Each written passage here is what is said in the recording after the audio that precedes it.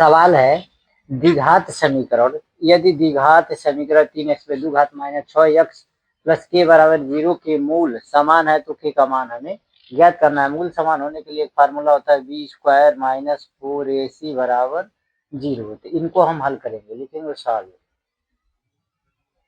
Solve दिया गया समीकरण, दिया गया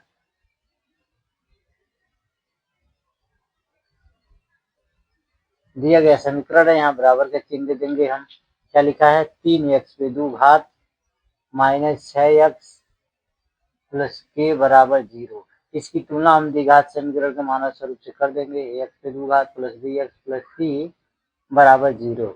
अब ध्यान देंगे x2 से x2, x से x कट गया, यानी a के मान हमारा कितना आया 3, b के मान आया -6 तथा c के मान कितना है k।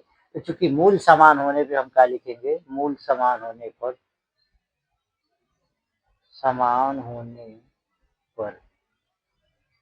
फार्मूला होता है b पे 2 घात माइनस 4ac बराबर 0।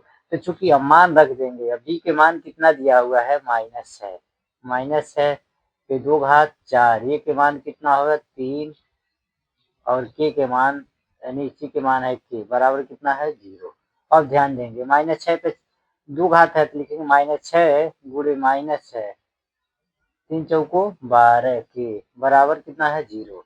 माइनस माइनस क्या होता है प्लस, अच्छा के 36 माइनस 12 के बराबर 0। हम क्या करेंगे? ध्यान देंगे 36 माइनस 12 के बाया पक्ष है, 0 दाहिना पक्ष है, तो -12 जो के है बाएं पक्ष में है, दाहिने की तरफ ले जाएंगे तो क्या हो जाएगा +12 के हो जाएगा।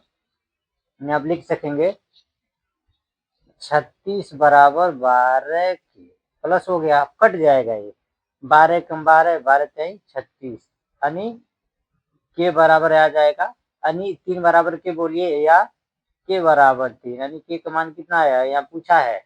यदि द्विघात समीकरण 3x पे 2 घात माइनस 6x प्लस के बराबर 0 के मूल समान है तो के का मान कितना है 6। यह हमारा आंसर हो जाता है।